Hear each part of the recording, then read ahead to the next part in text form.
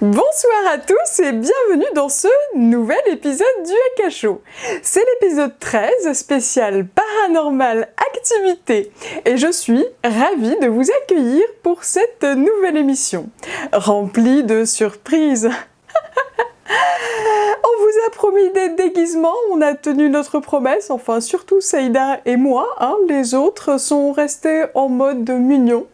Vous pouvez râler dans les commentaires, ça m'aiderait beaucoup pour les prochaines fois. Comme vous pouvez le voir, ce soir j'ai opté pour le naturel. En fait, j'ai délégué l'achat des accessoires et autres ustensiles à mon assistante, qui s'est dit que j'aimais le rose et qui n'a pas été chercher plus loin. Voilà. Rappelez-moi pour les prochaines émissions de ne plus rien déléguer. Enfin, c'est pas comme si je le savais pas déjà. Enfin bon. Ok, c'était faux. C'est moi qui ai acheté moi-même ce truc. Bref, ce soir j'ai mis le paquet, même si je sais que Halloween c'est fini. Mais la petite vidéo qui va suivre peut vous inspirer éventuellement pour l'année prochaine. Il s'agit d'un petit message de nos nouveaux partenaires, Grégory et Alain du site Vidya Ayurveda. C'est un site qui vous permet de vous procurer tout le matériel nécessaire afin de manger sainement. Je vous invite à aller voir. Dans cette vidéo, ils vous ont fait du carton-pâte geek, comme j'aime. Vidéo ?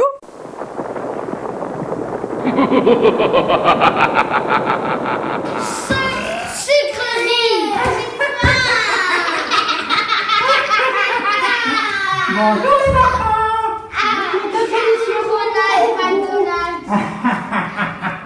Plein d'additifs chimiques, de sucre et de gélatine de porc pour mieux vous lobotomiser. Pardon, qu'est-ce que tu as dit?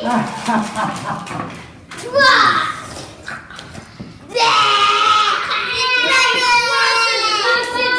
Vomibo, c'est pour ma vie, pour les grands et les petits. Plus t'en manges, plus tu grossis et t'attrapes plein de maladies. Cette année, triompher le côté obscur ne fera point. Le pouvoir lumineux des fruits et des légumes aura raison de ta perfidie. Tu es un serviteur des multinationales.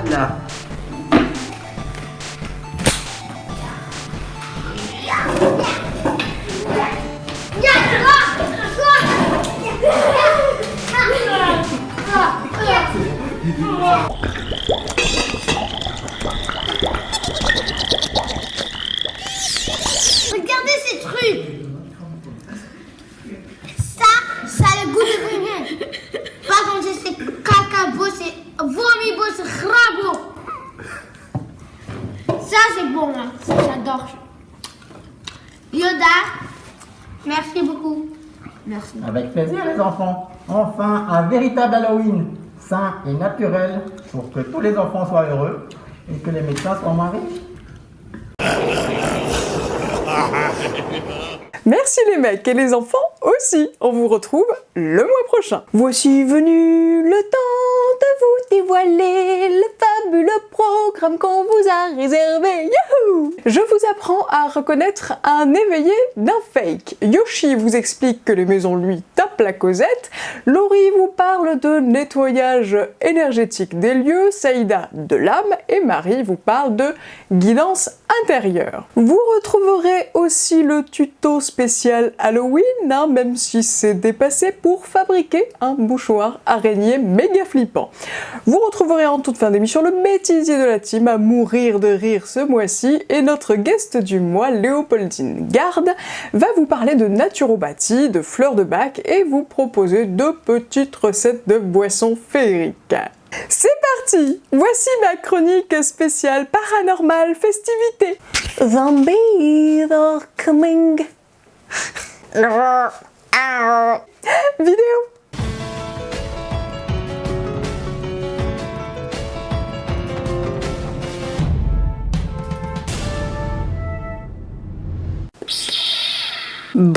Bonjour et bienvenue dans cette chronique spéciale Halloween. Aujourd'hui, reconnaître un éveillé d'un fake. Je suis déguisée en princesse Leia. Je suis un Jedi en niqab.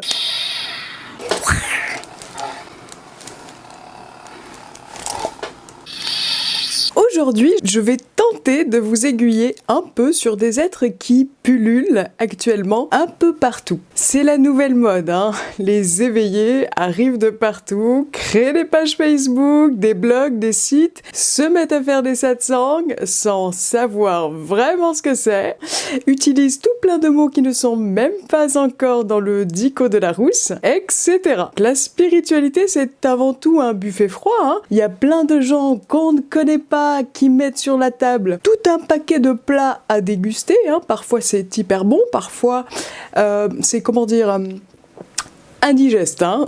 Des fois c'est bien emballé, à grands coups de marketing, puis au final ça a le goût de crotte de nez. Puis des fois ça a l'air de tout, de rien, hein. C'est tout simple et c'est super bon. Comme dirait Elisabeth David, la bonne cuisine est honnête, sincère et simple. C'est tout pareil pour les éveillés, hein.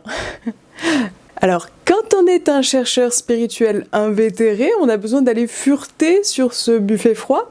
Puis, comme dirait Jean-François Piège, on apprend la cuisine avec celle des autres. À un moment donné, on fait la sienne. Fin des citations de bouffe. Voilà. Donc voilà quelques points qui vont vous permettre de savoir quels éveillés écouter ou aller voir en conscience, pour vous faire décaniller la gueule du mental, entre autres. 1. Un éveillé s'habille en guenille. Well, cette mode a été lancée par Gandhi. Que l'univers bénisse cette chapati. Mais il a commencé à s'habiller avec son espèce de drap blanc, non pas par conviction spirituelle, hein, mais bien par conviction politique. Pour montrer l'exemple et fédérer le peuple, se fondre dans la masse. En gros. Puis il faut l'avouer, hein, le costard-cravate qu'il portait quand il était encore avocat, c'est beaucoup moins pratique quand on fait des sittings non violents. On a le string qui rentre un peu là où faut pas. Donc en vérité, un éveillé s'habille comme il veut. Punk, emo, marsupilami, et Leila en niqab, hein, il s'en tape du moment justement qu'il est à l'aise avec ses gilets en grosse maille de prof de littérature qui habite encore chez maman. Écartelé, si tu m'écoutes, désolé, je te kiffe. Les éveillés font partie de toutes les classes sociales et leurs vêtements servent bien souvent juste à cacher leurs parties intimes. Vu qu'ils ne cachent rien d'autre de leur être, ils ont bien le droit, me direz-vous, hein. Donc ne vous fiez pas aux apparences, hein. Les pseudo-éveillés qui s'habillent un petit peu trop en éveillés, genre cheveux longs, barbe de Jésus, sac à patates blanc, parce que qui dit blanc dit pureté de l'extrême, hein, forcément, et qui étudient leur look à fond dans les stéréotypes du genre, sont louches.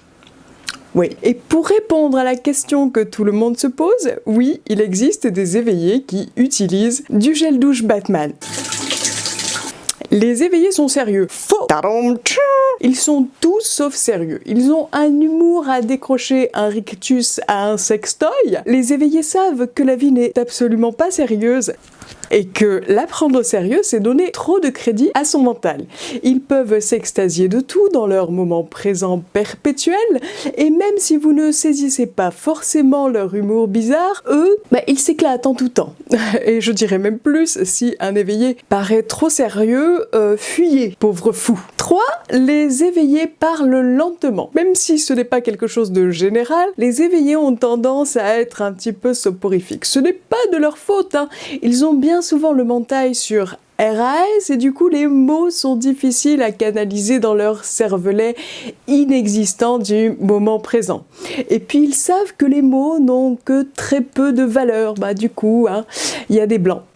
Beaucoup de blanc. Il faut être accroché à son string pour les suivre, mais ça vaut le coup. Les mots ne sont de toute façon pas supposés parler à votre mental. Ils sont là pour le rassurer, mais ce ne sont pas les mots qui importent, ce sont ce que ces mots modifient en vous, à l'insu de votre plein gré. Et plus vous allez chercher à être attentif, plus le mental va actionner sa turbine, et moins vous allez saisir l'essence de ce qui est généré. Donc je soupçonne que l'effet soporifique a bien plus de portée qu'il n'y paraît. 4. Les éveillés n'ont pas d'ego. Faux! Les éveillés ont un ego comme tout le monde. La seule différence, c'est qu'ils ne se laissent pas déborder par lui. L'ego, au sens éveillé où on l'entend, c'est avoir une personnalité tout simplement.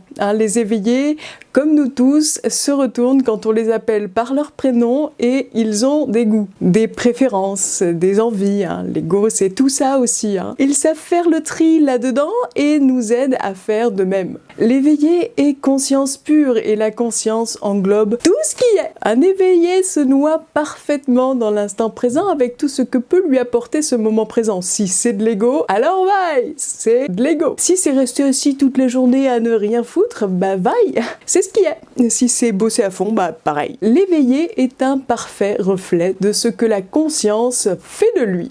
Il sait que rien n'est constant et se délecte de tout ce qui est, de tout ce qui peut être, sans jugement. 5. L'éveillé ne juge pas. Alors pour un éveillé, il n'y a ni bien ni mal, donc aucune raison de juger en catégorie. Il sait que pour tout, il y a un équilibre. Ce que nous prenons comme quelque chose de mal, lui va le voir comme quelque chose de neutre.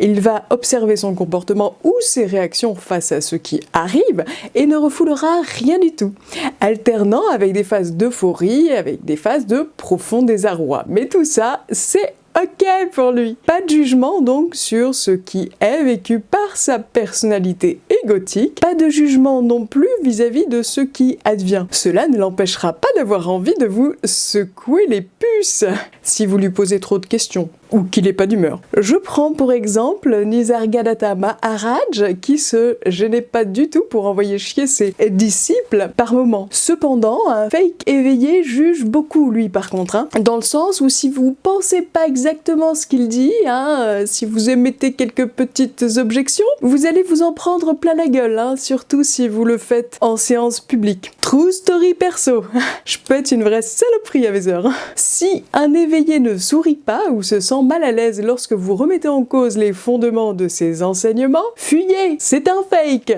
qui va essayer de vous convaincre que ses croyances sont les bonnes, par tous les moyens que ce soit, et il dépensera beaucoup d'énergie pour vous rallier à sa cause. 6. L'éveillé est végétarien, ou végétalien, ou végan, ou whatever. Faux! L'éveillé mange ce que l'univers lui fout dans l'assiette. On peut être éveillé et végétarien, on peut être éveillé et écolo, on peut être éveillé et manger de la viande. La bouffe n'a absolument rien à voir avec l'éveil. On n'est pas plus éveillé quand on fait le régime du camp, ni même quand on bouffe sans gluten. On n'est pas récompensé par l'univers parce qu'on fait attention à ce qu'on met dans son assiette. Ce qu'on met ou non dans son assiette est le résultat d'une croyance. On mange ce qu'on croit bon pour nous, ou pour les animaux, ou pour la nature, mais en réalité, ce qui est bon pour nous, c'est ce que l'univers nous fout sous le nez.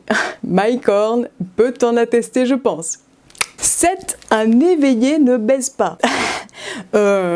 LOL, pas besoin d'épiloguer là-dessus, demandez ça à Osho. 8.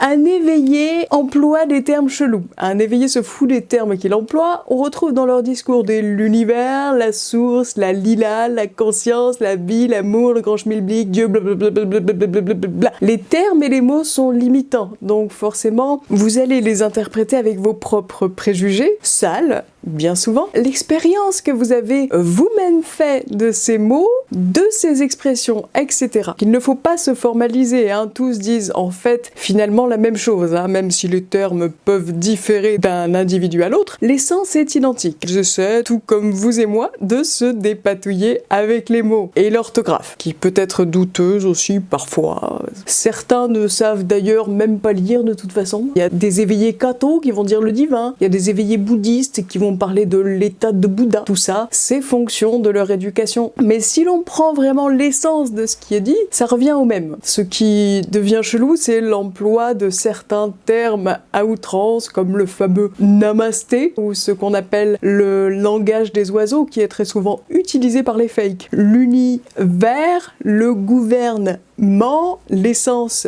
ciel, blablabla. On n'est pas plus spirituel en foutant des namastés partout. On n'est pas moins spirituel quand on emploie putain comme ponctuation. Un éveillé ne sait même pas ce qu'est un chakra, l'aura, il en a rien à foutre, le taux vibratoire pareil. Les fantômes, n'en parlons même pas. Les extraterrestres, ils leur pissent à l'arrêt. Enfin, je déconne, hein. On sait même pas s'ils existent ou même s'ils ont une raie en plus, hein. Donc, en gros, trop de termes spirituels tuent la spiritualité. Fuyez, pauvres fous. Les éveillés sont simples, leurs mots aussi, ou en tout cas, ils essaient. 9. Les éveillés sont anti-Illuminati. Donc, dans le moment présent, il n'y a pas de conspiration. Des fois, il y a de la constipation, mais c'est un autre sujet. Ouh, putain, je m'égare! La conspiration, hein, les Illuminati, c'est de la parano, du mental qui essaie de trouver du sens à ce qui nous arrive, car on croit que les choses nous arrivent personnellement. Et que du coup, comme tout devient personnel, faut lui trouver du sens. Il n'y en a pas. La vie n'a pas de sens, seul l'ego essaie tant bien que mal de lui en trouver un. Puis des fois, l'ego, il a besoin de théories du complot pour survivre, et certains fakes le nourrissent avec ça. C'est leur truc, ça, hein. Surtout que faire peur aux gens, bah, ça fait vendre plein de bouquins. Je vous rappelle 2012, hein, je crois qu'on en est à la 89e annonce de la fin du monde. On est toujours là, mais chaque fois, ils insistent, hein. On avait oublié la corrélation entre Saturne et Pégase de la Confédération Galactique qui nous avait caché cette information importante que nous dévoile Maître Violet machin chose, commandez l'e-book à 89 € pour savoir. 10. Les éveillés vivent dans le monde des bisounours et rien ne les touche. Wrong. Les éveillés vivent dans le même monde que tout le monde. Ils sont juste plus détachés. Ils souffrent légèrement moins cependant, car ils ne prennent pas les choses personnellement, je l'ai dit tout à l'heure. Ils ne savent absolument pas ce qu'ils vont faire dans les 5 prochaines minutes. Hein, l'univers ou la source ou whatever propose, ils disposent et c'est correct comme ça. Hein. Ils savent qu'ils ne pilotent pas leur vie car elle ne leur appartient de toute façon pas. Ils sont la vie et souvent ils font comme tout le monde, hein, ils font avec. Les éveillés peuvent bosser n'importe où, à l'usine comme tonton Jeannot, ou dans les hautes fonctions du gouvernement. Mais il faut chercher un peu, hein, pour les trouver. Bon. Beaucoup finissent par écrire des bouquins ou faire des conférences, mais ce n'est pas obligatoire, hein. Ils peuvent élever des vaches dans le Larzac, ça fait tout autant d'effet dans l'univers. Et puis le meilleur moyen de reconnaître un vrai éveillé, c'est qu'il va vous dire qu'il ne sert strictement à rien. S'il pense que ce qu'il fait est important, c'est un fake, hein. Les éveillés ne sont donc pas forcément plus heureux, et c'est de toute façon bien connu. L'éveil, ce n'est pas doux, c'est une abomination pour le mental, et ça fait très mal par où ça passe, hein. C'est un cancer qui vous ronge la personnalité égotique de l'intérieur, jusqu'à vous tuer dans d'atroces souffrances spirituelles, et qui ne laisse plus rien du tout sur son passage. L'annihilation de tout ce que vous pensez vrai, de tout ce en quoi vous croyez, de tout ce que vous pensez être, et de tout ce que vous pensez que vous allez devenir. Et putain, ça fait mal au cul. Donc si vous n'allez pas bien, que vous êtes à 2 doigts de sauter d'un précipice spirituel, et que vous avez la flippette de tout laisser de côté, welcome, vous êtes sur la bonne voie. Si tout va bien, que vous voyez tout de manière positive et que Winnie l'ourson est votre meilleur ami, vous ne faites en fait que prétendre être éveillé, donc c'est un atout pour reconnaître les fakes. Ils vont toujours bien, ils sont toujours super contents et super heureux, hein, n'ont en apparence aucune mauvaise humeur, sont toujours humbles et le disent, au cas où vous ne l'auriez pas remarqué. Mais arrivez dans les loges 5 minutes avant une de leurs conférences et vous verrez tout le contraire, hein. Ce sont souvent des tyrans. On ne peut pas jouer un rôle tout le temps, c'est ballot. Ce n'est pas ce que veut faire la vie de vous. Et puis il y a bien un schtroumpf grincheux dans le monde des schtroumpfs, hein, ça n'empêche pas. 11. Les éveillés ont la science infuse. C'est l'argument le plus faux qui existe et le point le plus important pour reconnaître un vrai éveillé d'un fake. L'éveillé ne sait qu'une seule chose, 2 points. Il ne sait rien. S'il vous dit le contraire, prenez la poudre d'escampette comme Speedy Gonzales. Voilà, vous en savez maintenant beaucoup plus sur le monde des éveillés. Cette chronique est terminée, j'ai dépassé un petit peu le temps subsidiaire, désolé, de toute façon je m'en fous, c'est moi la bosse. À bientôt quelque part mes poulets. Bon, j'ai fait avec les moyens du bord pour le costume, chipotez pas, hein, je me suis rattrapée ce soir, vous en conviendrez. Attention donc aux coms de buse, hein, je vous ai à l'œil, hein, you fuck my commentaire ou bien. Bon, c'est au tour de Yoshi, voici sa chronique vidéo.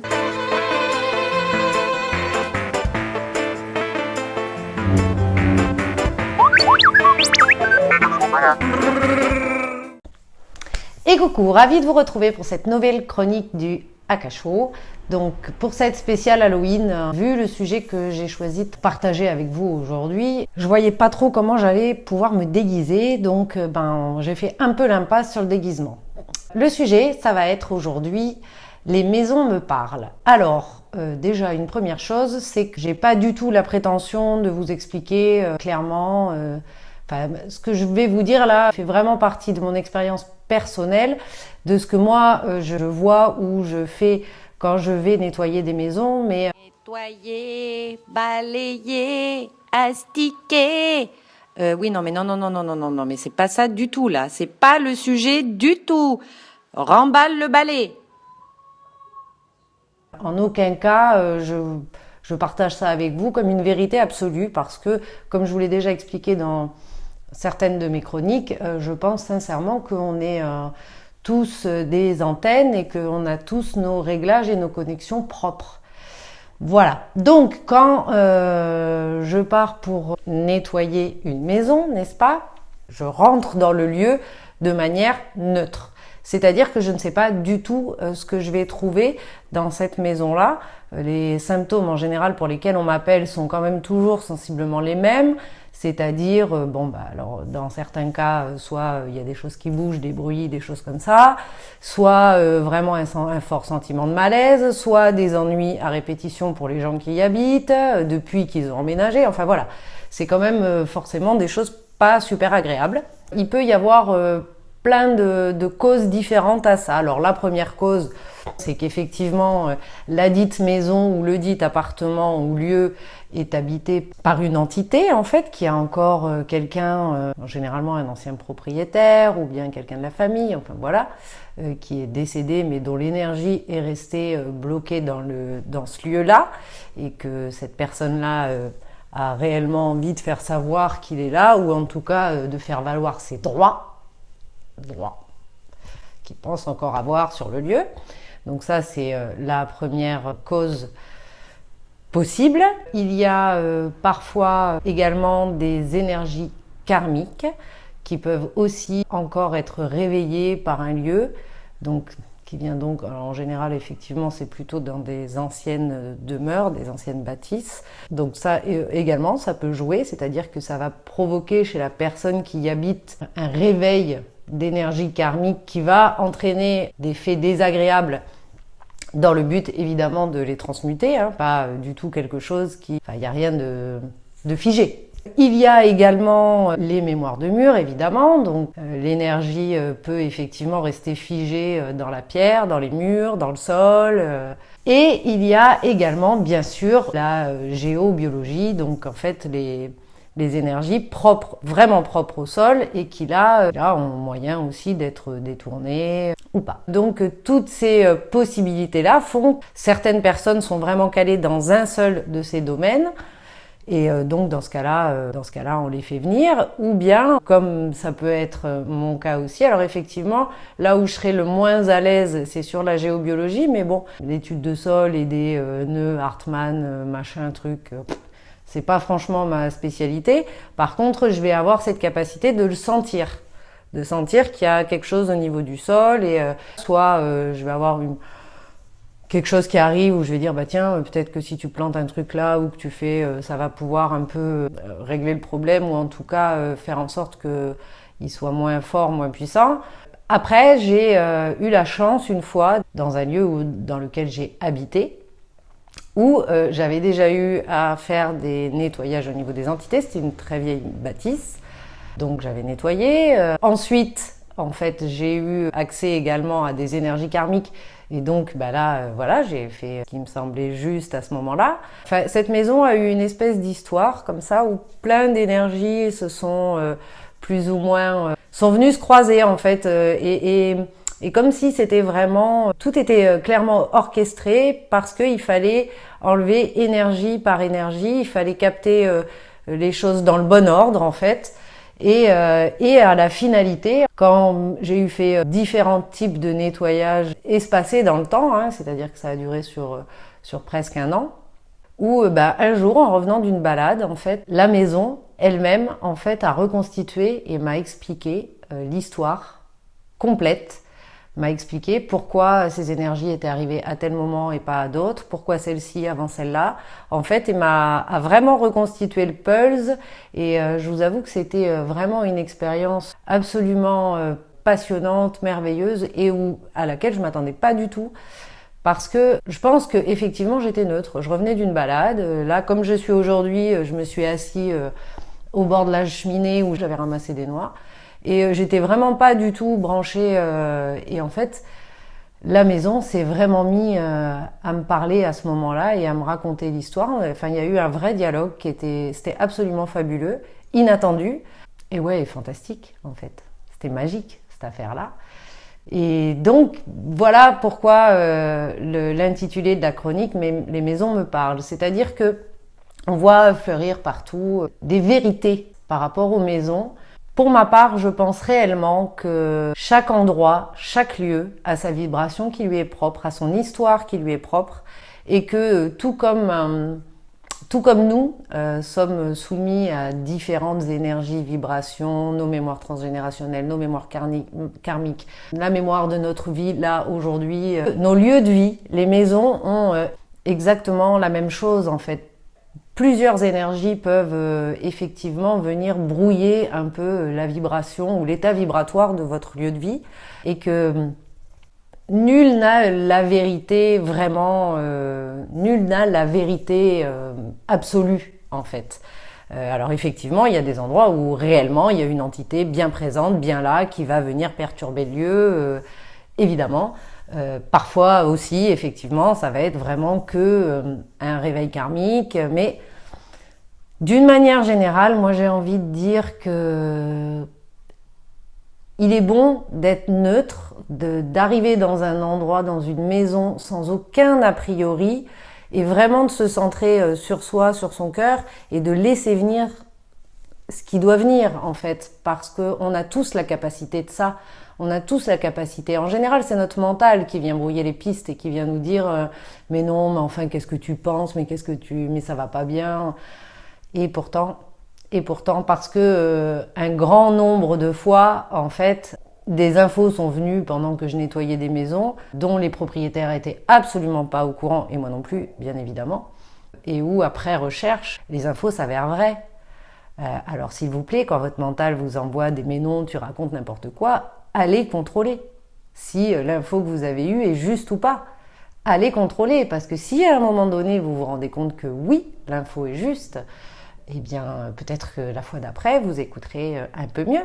Alors après, il y a effectivement aussi tout un tas de techniques pour pouvoir nettoyer, purifier. Je crois bien que Laurie, la chronique de Laurie ce mois-ci, va vous donner plusieurs de ces techniques, et c'est très bien de le faire parce que ça peut alléger le débat, et que quand c'est des petites énergies qui sont pas trop lourdes, ça peut être tout à fait efficace et permettre effectivement de se sentir mieux chez soi. Donc c'est évidemment à faire. Mais après, si vraiment l'ambiance est hyper lourde et que vous sentez qu'il y a peut-être quelque chose de plus lourd à venir voir en fait, eh bien faites-vous confiance. Faites-vous confiance. Une fois de plus, faites-vous confiance. Surtout qu'aujourd'hui, ce matin, en discutant par mail avec quelqu'un sur ce sujet-là, j'ai été très surprise de voir que même en Suisse, chez des gens très sérieux, il y a des gens qui font venir des personnes comme moi ou comme d'autres avant d'acheter leur maison. J'ai trouvé ça assez encourageant de me dire que les consciences s'ouvrent, c'est certain, partout dans le monde, et que ça c'est juste hyper porteur. Je suis ravie de ça. Donc voilà, j'espère que ma petite explication vous aura plu. Enfin, mon petit partage plutôt, parce que voilà. Enfin, j'espère que vous avez passé un super agréable Halloween, parce que dans le coup, c'était fait passer. Et je vous fais des gros bisous et je vous dis au mois prochain. Ciao, ciao les amis. Merci Yoshi! Vous pourrez voir quelques petits bouts de plus dans le bêtisier, hein. Elle a fait du n'importe quoi en fait ce mois-ci, on vous a gardé le truc mignon dans la chronique, mais bon, rendez-vous à la fin de cette émission. On enchaîne avec la chronique de Laurie, elles ne se sont pas concertées, mais elles ont fait du kiff, histoire de bien vous mettre une chanson en particulier dans la tête, les fumistes. Je n'en dis pas plus. Vidéo.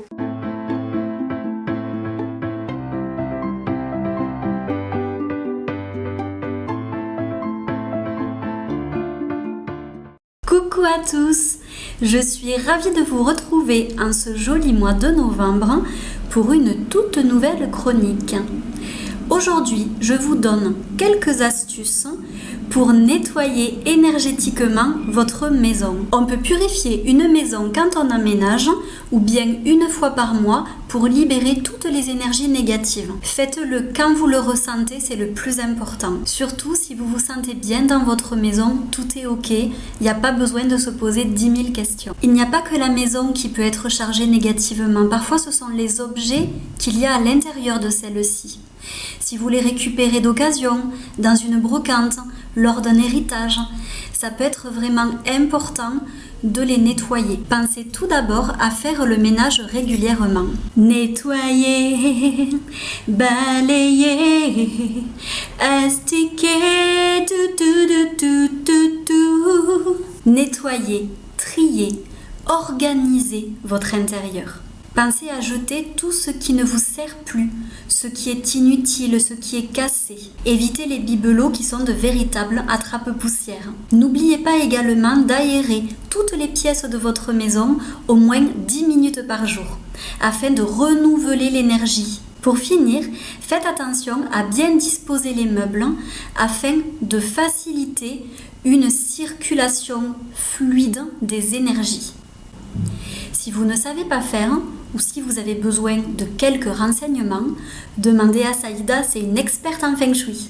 Vous pouvez laver votre sol avec un mélange d'eau, de gros sel et d'huile essentielle.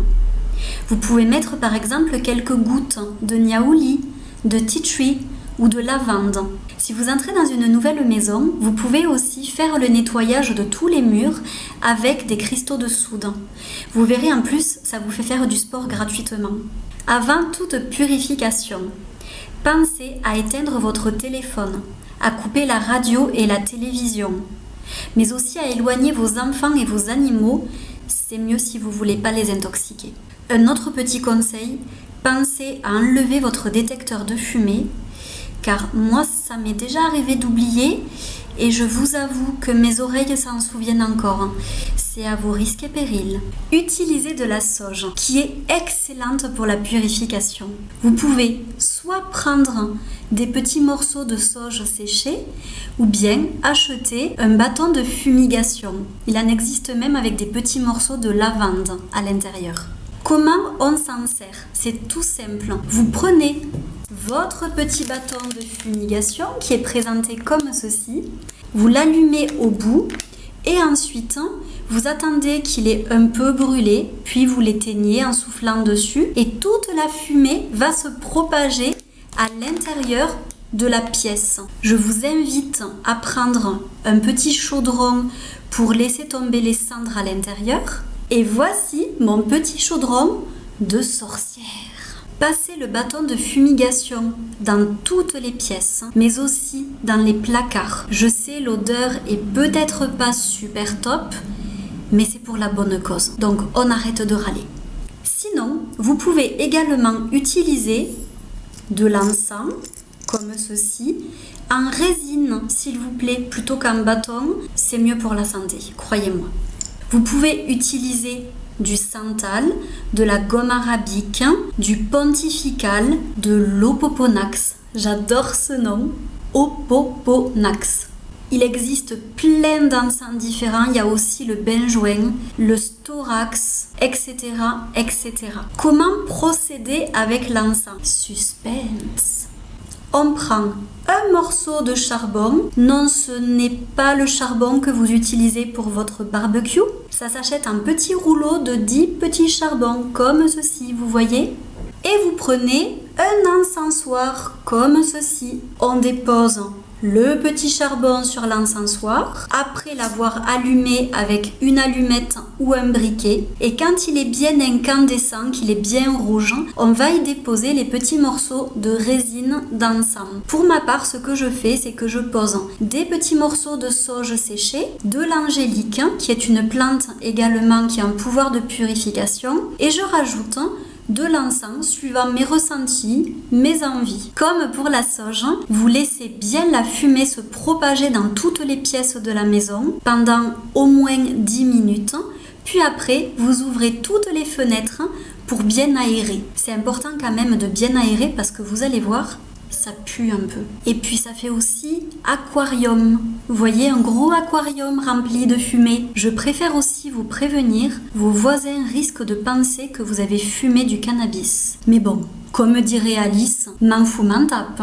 Ah oui, et on me le demande souvent, donc je tiens à rajouter ceci. Et c'est très important. Pas besoin de faire le rituel de purification à une certaine heure de la journée, un certain jour de la semaine, ni de le faire dans le sens des aiguilles d'une montre.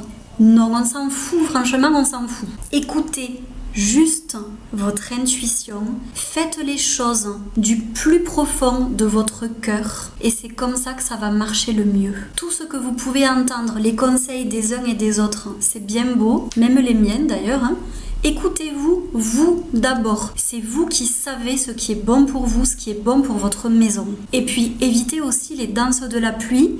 Parce qu'il pleut déjà assez. Nous, c'était les inondations il y a quelques temps. Donc, ouais, non, il n'y a pas besoin de danse de la pluie non plus pour purifier votre intérieur.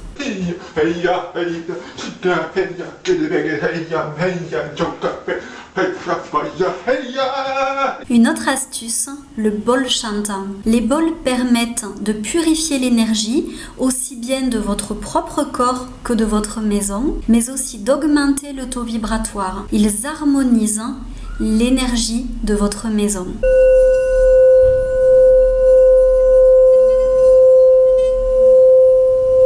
J'adore ce bruit. Installez des lampes de sel ou bien en sélénite dans votre maison afin de purifier l'énergie et d'apporter beaucoup plus de bien-être et de sérénité. C'est quoi ce bruit là qu'on entend? Ah ben en fait c'est juste mon chéri qui s'éclate avec ses bols comme d'hab. Vous pouvez également utiliser des druzes ou des géodes d'améthyste qui ont la particularité de purifier les lieux où elles se trouvent. En plus, elles sont super jolies. Autre astuce, priez. Chacun ses croyances, chacun sa religion, donc priez qui vous voulez. Que ce soit les anges, les maîtres ascensionnés, Jésus, Marie, votre papy Paul, votre mamie Suzette. Ouais, je sais pas d'où ça me sort ce nom, mais bon. Bref, l'essentiel est de faire une véritable prière avec votre cœur. Vous pouvez allumer une bougie blanche ou bien une neuvaine, qui est une grosse bougie qui dure 9 jours. Pour ma part, je fais mes demandes à mes anges et mes guides, notamment l'archange Raphaël et l'archange Michael, qui sont spécialistes de la purification et de la protection. Ce sont mes 2 copains et je les adore. Parlez-leur comme si vous vous adressiez à vos amis, avec respect, avec amour et surtout avec foi. C'est la foi le plus important.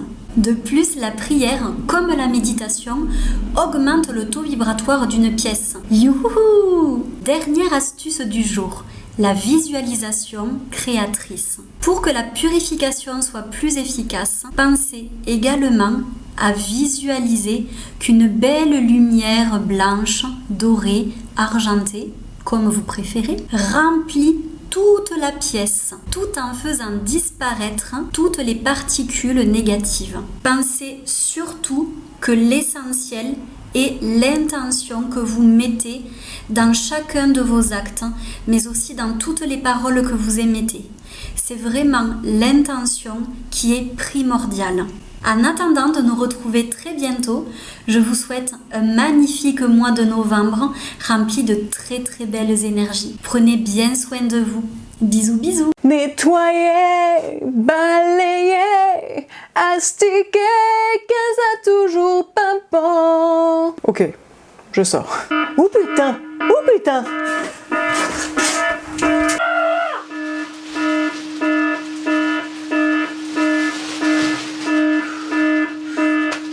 Non, c'était une fausse alerte.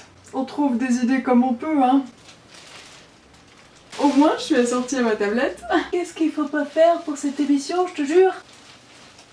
Mais enfin non, voyons, l'émission n'est pas terminée, les RTT, c'est pas pour tout de suite, ma poulette. C'est l'heure de la question grute du mois. Alors, ce mois-ci, c'est Lycéa qui me demande. Voici ma question.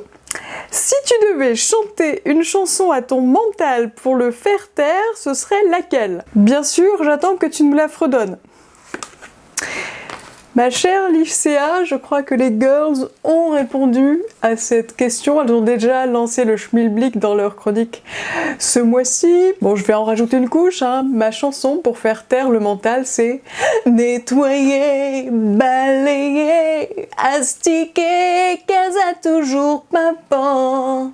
À faire en récurrent les chiottes, ça fonctionne plutôt bien. Tu m'en diras des nouvelles. Non, je déconne, ma chanson c'est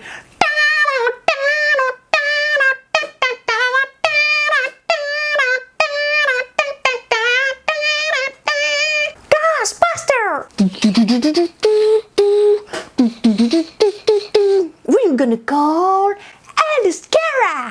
We're gonna call Alice Cara. C'est l'heure du coup de cœur et du coup de gueule maintenant.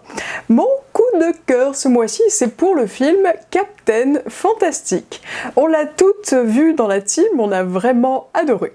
C'est l'histoire d'une famille qui a décidé de vivre dans la forêt, donc hors du système. La mère tombe malencontreusement malade et doit partir se faire soigner dans la vraie populace. Puis le père s'occupe de ses enfants et la maman meurt. Spoil. Alors il décide de faire un road trip pour aller à son enterrement contre l'avis de tous. On passe du rire aux larmes, c'est un film vraiment émouvant, inspirant et on ne peut que vous le conseiller. Il est sorti il n'y a pas si longtemps que ça et vous pouvez encore aller le voir au Cinoche, donc allez-y. À la fin de cette émission, bon film à tous. Mon coup de gueule ce mois-ci, c'est pour les élections US. Je vais pas m'étaler là-dessus, mais enfin, quelle mascarade quand même. Puis on a le Game of Thrones aussi en France qui commence. Je préfère prendre du recul là-dessus personnellement. Je sais pas vous, mais enfin bon, parce que c'est quand même à mourir de rire, Game of Thrones.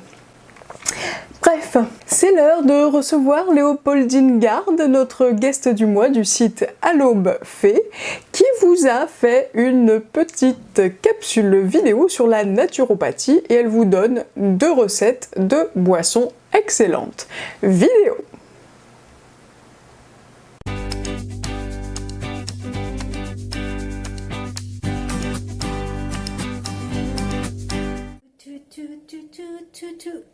Oh, on est là.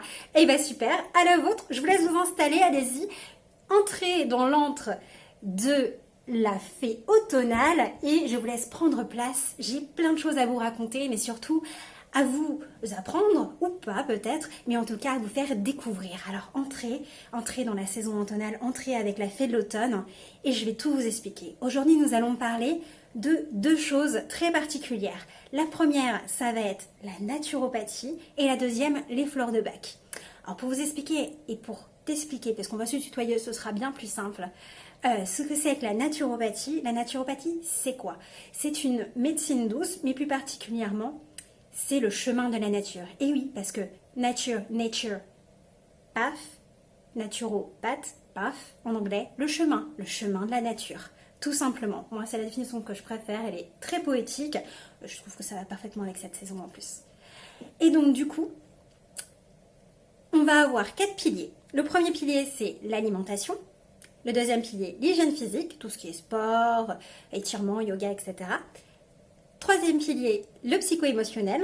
pour arriver à gérer ses émotions, à les accueillir et autres.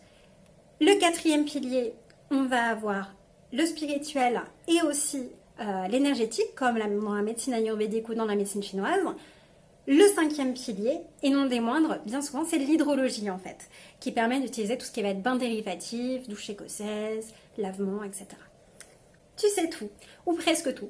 En fait, comme tu peux le remarquer, ça va venir prendre la personne dans sa globalité. Et oui, on va tenir en compte de tous ces plans-là pour pouvoir améliorer, ou plutôt équilibrer et harmoniser son hygiène de vie. Et on va avoir aussi des outils qu'on retrouve dans la nature, l'aromathérapie, donc les huiles essentielles, la phytothérapie par les plantes, mais aussi les fleurs de bac. Hé, fleurs de bac, on va en parler puisque ça va être nos outils principaux aujourd'hui. Eh bien, les fleurs de bac, ça a été créé par le docteur Edward Bach, qui était médecin homéopathe et bactériologiste de renom, et il nous a créé en fait des élixirs floraux que tout le monde peut utiliser, qu'il a voulu simple et accessible à tous, et qui permettent d'équilibrer et d'harmoniser nos émotions. C'est quand même super, c'est absolument génial et totalement magique. Et c'est pour ça que nous allons en glisser dans nos filtres aujourd'hui. Et oui, nous allons créer ensemble 2 boissons spéciales saison automnale, spéciale Halloween, spéciale Nouvel An de Fée. Oui, j'appelle ça le Nouvel An de Fée. C'est chouette quand même, non? Et donc du coup, et oui, chez les Celtes, c'était le Nouvel An de Fée. On va avoir la première boisson qui est une boisson revitalisante pour se rebooster en cette période qui commence à être assez froide. Et la deuxième boisson qui va être une boisson douce et réconfortante pour avoir la transition en douceur justement vers la période plus froide où la nuit règne un peu plus, on va dire, sur nos rythmes, plus nos journées que le soleil à cette période-ci. Alors c'est parti, sans plus attendre, la boisson revitalisante. On va avoir, il te faudra pour la réaliser 20 cl de jus de carotte, 12,5 cl de jus de pomme, 12,5 cl de jus de raisin.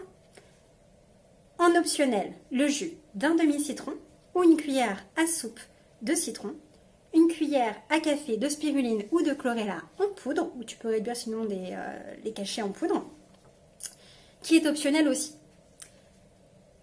Pour les quantités des jus, je te recommande vraiment de faire selon tes goûts, en fait, tout simplement. Que tu puisses faire ce qui te plaît le plus et que tu ne te prennes pas la tête à ce niveau-là. On va rajouter pour un côté féerique 2 gouttes de la fleur de bac olive qui permet de se rebooster, de se revitaliser, de retrouver de l'énergie physique et mentale. 2 gouttes suffisent amplement.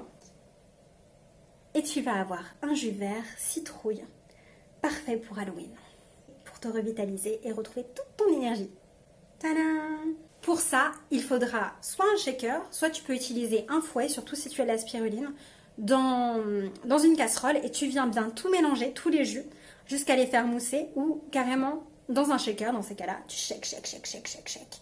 Et hop, tu sers frais, surtout à boire très frais. Le principe, c'est que tu n'as pas besoin, en fait, pour les jus, tu peux tous les trouver en magasin bio et ou même les faire frais si tu peux, évidemment si tu as une centrifugeuse, mais si tu n'as pas de centrifugeuse, l'avantage de ces jus, c'est qu'ils sont de saison et qu'en plus de ça, tu peux les faire sans centrifugeuse. Je voulais que ce soit accessible à tous. Absolument génial. Deuxième option, la boisson réconfortante. Il te faudra une cuillère à soupe de bouton de rose, qui est optionnel, mais qui franchement apporte une saveur très poétique et douce. Une cuillère à soupe de coriandre, 1 ou 2 bâtons de cannelle selon ton goût, un demi-curcuma frais tranché, de l'eau ou du lait végétal, ou bien de l'eau et un nuage de lait végétal. Alors en lait végétal, tu peux mettre la châtaigne, noisette, amande ou ce que tu veux au choix, même soja. Une larmichette de miel ou de sirop d'agave pour apporter plus de douceur, c'est optionnel. Et enfin, y glisser de façon magique 2 gouttes de walnut, c'est la fleur de bac walnut, qui va te permettre de passer justement cette transition, le changement d'heure, mais en plus le changement de saison, tout en douceur. Pour les personnes hypersensibles, c'est absolument génial. Alors moi, je me la suis déjà préparée. Je ne sais pas si tu peux la voir. Yes. Et elle sent divinement bon. Donc on va la préparer en décoction. Tu vas mettre tous les ingrédients dans une casserole avec de l'eau chaude ou du lait végétal. Tu vas attendre en fait que ça frémisse. Et à frémissement, tu arrêtes, tu filtres et tu sers. Tout simplement, rien de plus compliqué. Eh ben, il reste plus qu'à déguster. Qu'est-ce que tu choisis? Un jus revitalisant diabolique ou une tisane? Une décoction réconfortante, toute douce et mielleuse. Eh ben, moi là tout de suite, j'ai envie de prendre un petit peu d'énergie. À la tienne. Bon, Alice, je te rends l'antenne. Franchement, là, j'ai un nouvel entrée à préparer. Donc, je vous dis à plus tard et puis plein de bisous. Et n'oublie pas, respire, rayonne et réalise quelques rêves au passage. Tout plein de bisous. Merci Léopoldine, tu reviens nous voir quand tu veux, on a kiffé.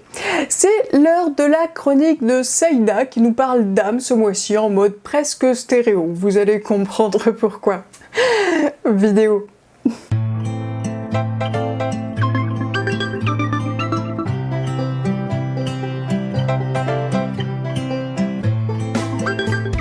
Coucou tout le monde, comment ça va?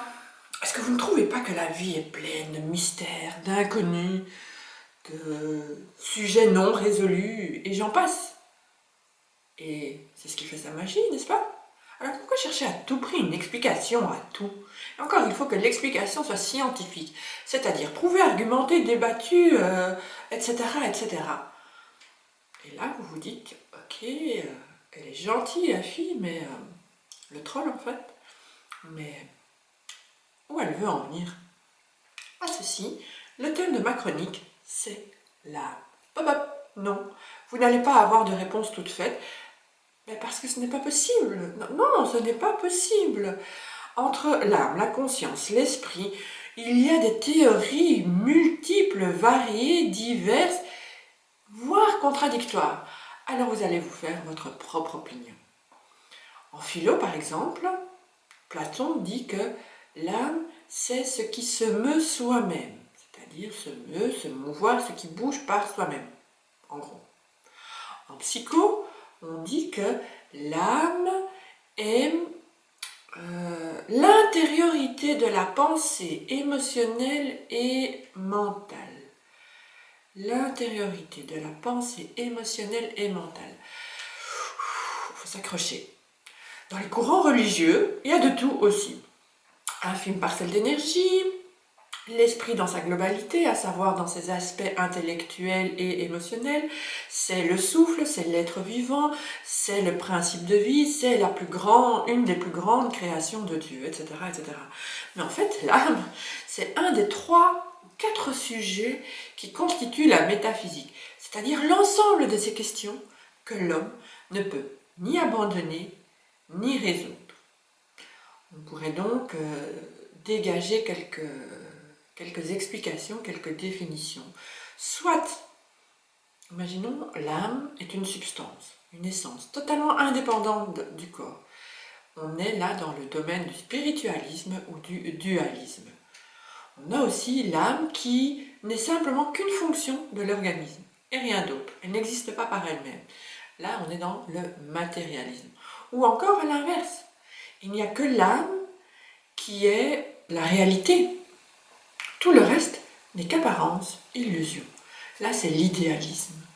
Et pour finir, comme la matière, l'âme est la manifestation d'un principe supérieur. C'est ce principe qui est la réalité. Et là, on est dans le monisme ou le panthéisme, etc., etc., etc. J'ai cherché, je vous avoue, pour vous faire un topo de la situation, mais j'y perds mon latin.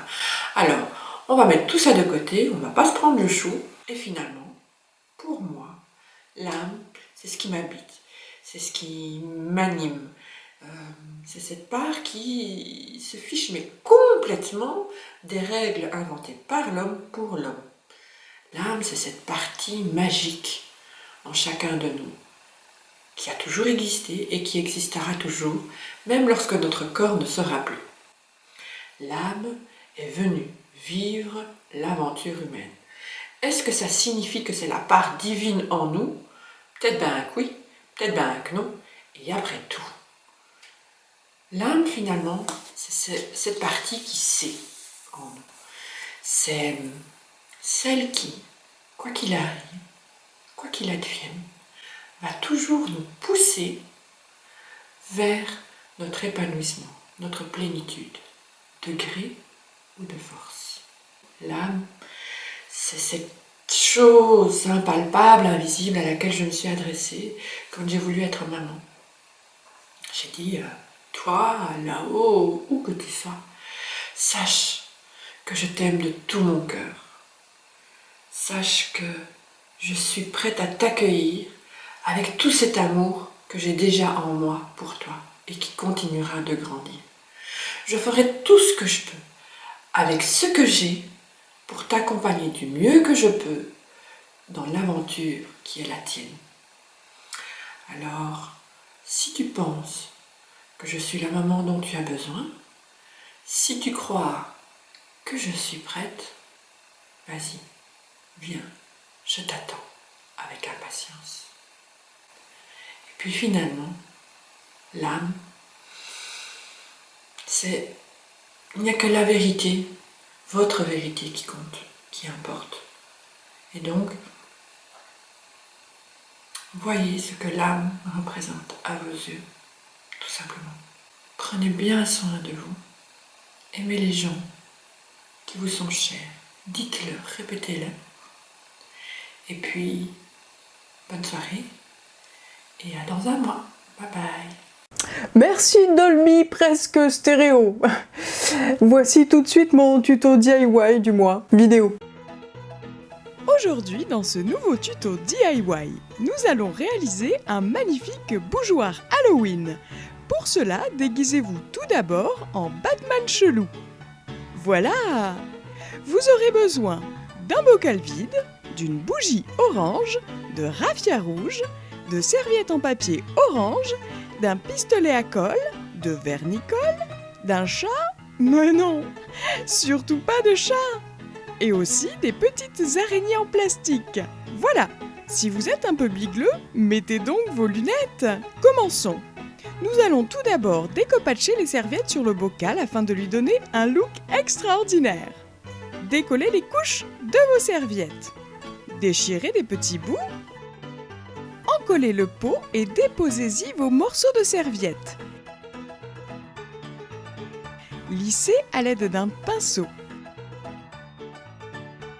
Faites des superpositions de morceaux sur toute la surface du bocal.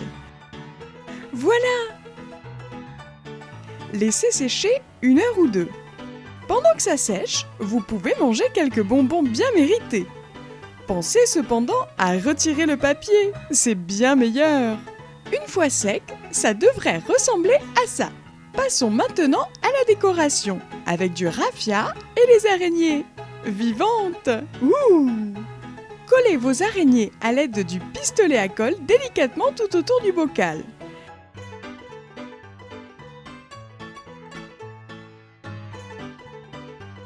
Ajoutez du raffia rouge en haut. Faites un nœud avec votre assistante. And voilà! Allumez votre bougie et glissez-la dedans. N'est-ce pas absolument horrifiant de mirifiquitude? Nous vous souhaitons un joyeux Halloween. À bientôt pour un nouveau tuto. On est chanceux quand même, hein, on a réussi à vous avoir Batman. Enfin presque. Vous en avez rêvé, elle l'a fait. Voici la chronique de Marie qui fait parler sa guidance intérieure. Ou presque, hein. Aussi, vidéo.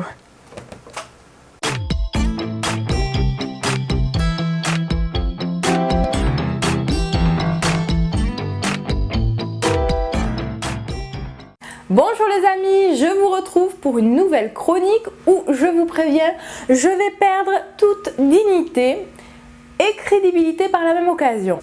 Alors de quoi allons-nous parler? De notre guidance intérieure. C'est cette petite voix fluette et bisounours à paillettes qui nous invite à faire des choix en résonance avec notre être. Elle a souvent pour relais, mettons des étiquettes, un guide, un ange. Oui, je vous l'avais dit que je perdrais toute crédibilité dans cette chronique, hein, faites pas les étonner. Bref, qu'importe le nom que vous lui donnerez, c'est avant tout notre vrai moi qui s'exprime, cette part de nous éclairée et vivante que l'on cherche souvent à rejoindre par un travail intérieur, par le délestage de nos souffrances, de nos croyances erronées, etc. Malheureusement, on a tendance à être un peu dur de la feuille, n'est-ce pas? Et du coup, on n'arrive pas à bien l'entendre ou carrément, soyons fous, à l'ignorer. Et du coup, on se tourne vers cette autre voie plus agressive, plus brutale, plus violente même, celle du mental et de ses peurs. Non, j'ai assez donné avec les ailes d'ange, je ne me déguiserai pas en mental timbré. Non.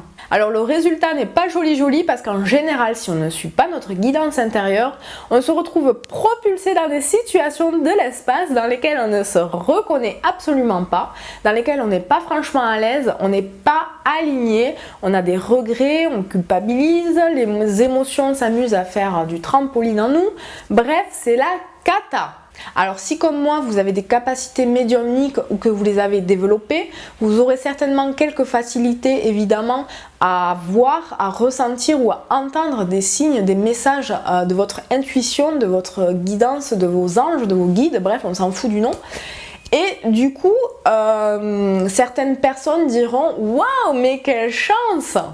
Eh bien non, détrompez-vous, parce que même dans ces cas-là, il arrive qu'on n'écoute pas. Soit parce qu'on est profondément têtu, comme moi, soit parce qu'on a du mal à se défaire de ses peurs, de ses croyances, et du coup, il faut entamer un véritable travail intérieur pour dégommer tout ça. Mais la guidance intérieure se traduit aussi par des signes extérieurs. Vous savez, ces petites synchronicités du quotidien, ou comme j'aime bien les appeler, ces petits hasards tout parfaits. Mais voilà, le problème, c'est qu'encore une fois, on est de vrais boulets, oui, de vrais boulets, je le répète, et on a tendance à ne pas voir ou à carrément ignorer ces messages et ces signes qui nous sont envoyés. Mise en situation. Mais j'en sais rien, moi, je suis nulle en cuisine, je sais pas choisir. Si j'avais un petit message de mon ange, ça m'aiderait quand même. Hein. Mayo ou ketchup? Oui, j'avais plus de ketchup dans le frigo, hein, on fera comme si. Mais prends ketchup, c'est moins gras et ça colore le plat. Je vais mettre en place une stratégie finement étudiée et méga complexe, comme ça elle comprendra. Minou, minou, minou, viens par là, viens faire tomber le maillot. Mais qu'est-ce qu'il est couillon ce chat, il en a mis partout. Bon, ben je vais prendre le ketchup. Je suis une winneuse. Je suis fatiguée, je suis déprimée, je me sens seule, je sais pas quoi faire de ma vie. Si j'avais au moins un message de mon ange pour me dire vers quoi me diriger, un signe pour m'encourager, je sais pas moi. You, regarde, il est là! Il est là, mais punaise, mais regarde devant toi, c'est pas possible, elle est Miro. Je vais demander à être mutée, moi. Mais j'ai voulu faire le Las Vegas de la synchronicité, elle pige rien. Et oui, chaque jour, nous passons à côté de très jolis messages de notre guidance intérieure parce qu'on n'a pas su les voir. Que ce soit à travers les paroles d'un ami, à travers les paroles d'une chanson, d'une conversation, à travers un objet qui est déposé là et qu'on trouve par hasard. Bref, nos guides, nos anges débordent d'imagination littéralement pour nous envoyer des messages, des conseils. Et nous, on est des gros blaireaux, on voit rien. Ah non, mais pour faire ange, faut les compétences, hein, bac plus 5 minimum. Hein. Non, parce que croyez-moi, hein, arriver à se faire entendre par des sourds, hein, c'est du lourd. Mais c'est aussi à travers les ressentis du corps que s'exprime notre guidance intérieure. Vous avez déjà dû l'éprouver, vous savez, cette vibration du cœur, cette joie intérieure, ce frisson qui se répand, cette chaleur qui monte. Non, ça en fait c'est quand je regarde la photo de Thor. Bref, cette joie et cette gratitude que l'on ressent quand on fait un choix qui est juste et bon pour nous-mêmes. A contrario, lorsqu'on fait un mauvais choix, le corps s'exprime aussi, puisqu'en général, on a la boule au ventre, il y a quelque chose en nous à l'intérieur qui bute, on se sent mal, on est crispé, bref, on n'est pas aligné, on ne sait pas respecter soi. Alors pour arriver à percevoir tous ces signes, il faut être profondément attentif, évidemment. Donc quand vous avez un choix à faire, posez-vous tranquillement et essayez de ressentir comment vous sentez par rapport à un choix ou à un autre. Essayez de vous respecter vous-même à l'intérieur en prenant une décision qui soit alignée à ce que vous êtes. Demandez de l'aide, osez prier. Prier, ce n'est pas adhérer à une religion. Moi, je prie tous les jours et j'adhère à aucune religion. Prier, c'est simplement ouvrir son cœur avec ses propres mots pour atteindre justement sa lumière intérieure, sa guidance, ses anges. Bref, pour aller chercher, tirer, fouiller, creuser au fond de soi et faire sortir véritablement sa lumière. Et vous verrez que les jours suivants, si vous restez attentif à vous-même et à ce que vous ressentez, si vous laissez votre cœur juger, alors vous recevrez une réponse, un signe, un conseil, un message, quelque chose qui vous fait sens et qui vous permet de mieux vous diriger vers le parfait pour vous-même. Suivre sa guidance, c'est se respecter soi, c'est avancer dans la fluidité. Donc n'oubliez pas qu'en fait, notre guidance, notre intuition intérieure, avant d'être un ange, un guide ou que sais-je encore, c'est avant tout la voix de notre vrai moi. Cette part de nous qui est éclairée, qui est sage, notre vraie connaissance en fait, qui sait où elle veut nous mener, c'est-à-dire vers notre propre lumière, vers notre félicité. Voilà, je vous dis à très vite, je vous fais de gros bisous et prenez soin de vous. Et toc toc, y a quelqu'un? Oui, toi là, toi, psst, viens par là. Écoute-moi, tu sais qui je suis? Je suis ta guidance intérieure. Oui, je sais, je suis un peu plus jolie que ce à quoi tu t'attendais. Bref, écoute-moi, tu sais quoi? Je t'aime, je veux le meilleur pour toi. Alors respecte-toi, aime-toi. Et surtout, prends les expériences de la vie pour ce qu'elles sont. Tire-en les meilleurs enseignements et surtout, vis. Merci Marie, vous l'attendiez tous, c'est le bêtisier de la team vidéo.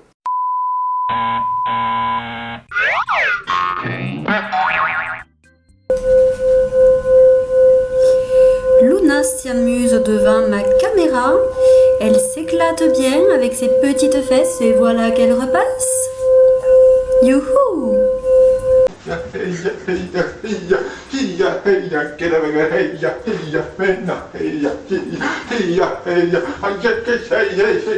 Mon prompteur a fonctionné. Ouhouhou. Mon prompteur, c'est que du bonheur.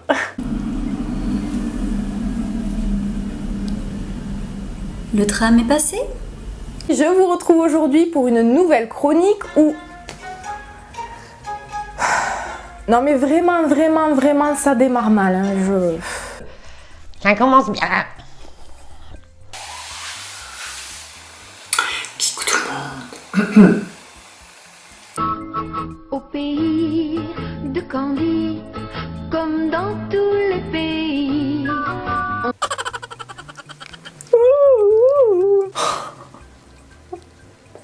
Je viens de remarquer que mon Z de mon Bazinga, il est à l'envers.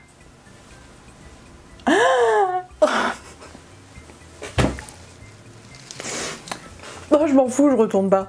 Ça c'est... c'est scientifique, hein. On fait jamais, sur un malentendu ça peut marcher. J'essaye de... je... En foutant des namastés partout. On peut purifier une maison quand on aménage ou une fois... Oh purée! On peut purifier... C'est que ce principe Peuvent différer d'un individu à l'autre. Dernière astuce du jour. Et coucou, ravie de vous retrouver pour cette nouvelle top.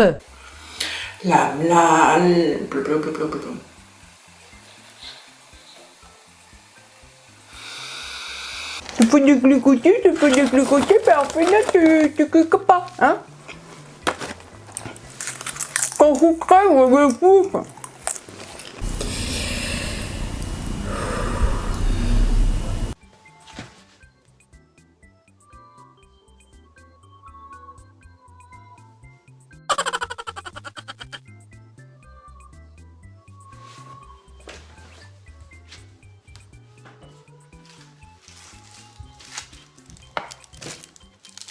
Et vous verrez qu'après, putain. L'unité, le tapis, 189 €. 3 éléments modernes au milieu de vos meubles plus classiques.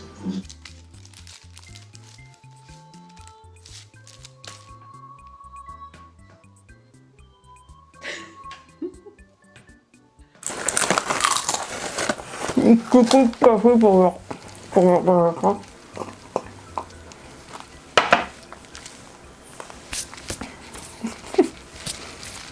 Ok, popcorn. Salé, café, c'est dégueulasse.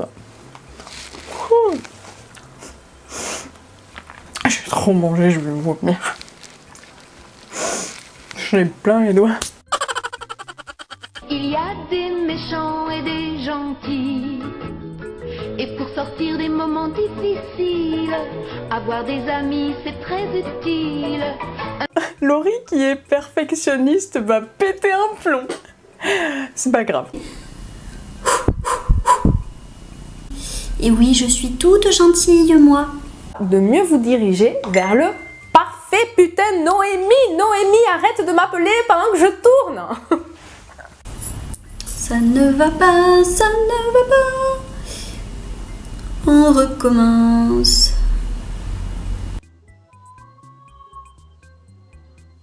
J'en peux plus de ce tram qui passe derrière, j'en peux plus.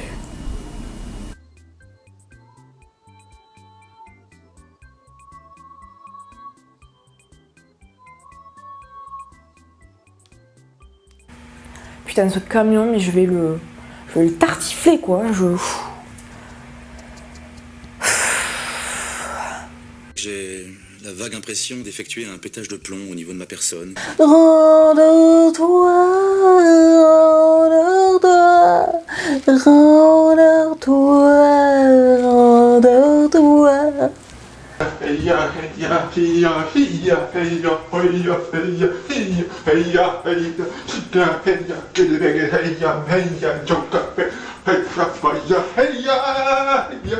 Voilà, moment culte du Akacho.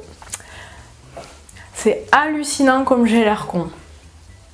Rendors-toi, petit hobbit joufflu. Rien à péter. Allez, salut!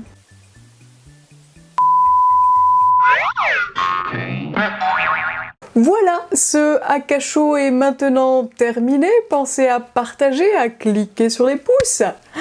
Qu'on revienne le mois prochain fort, mais il se peut d'ailleurs que ce ne soit pas moi qui anime les 2 prochains shows, ça dépendra de mon état de santé, car je vais me faire opérer le 2 décembre, donc au cas où, je vous invite à voter pour élire votre chroniqueuse préférée qui aura le droit de prendre ma place. Et devra se taper tout le taf de montage derrière, hein, pendant que je serai dans les choux, ou pas, hein, on n'en sait rien, donc vous allez lui refiler un cadeau méga empoisonné, hein, soyez vraiment conscient de ça tout de même, puis vous êtes responsable, hein, moi je me garde bien de décider pour le coup, hein.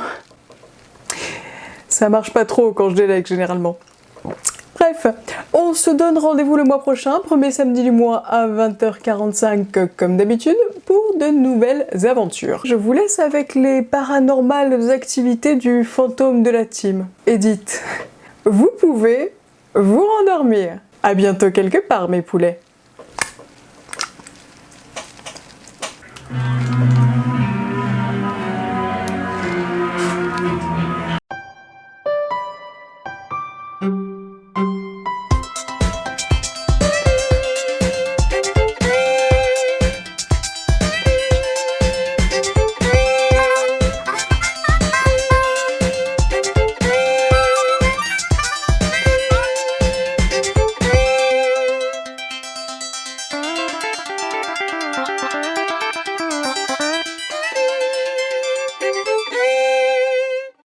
Retrouvez toutes nos nouvelles chroniques et toutes les émissions du Akacho sur notre chaîne YouTube.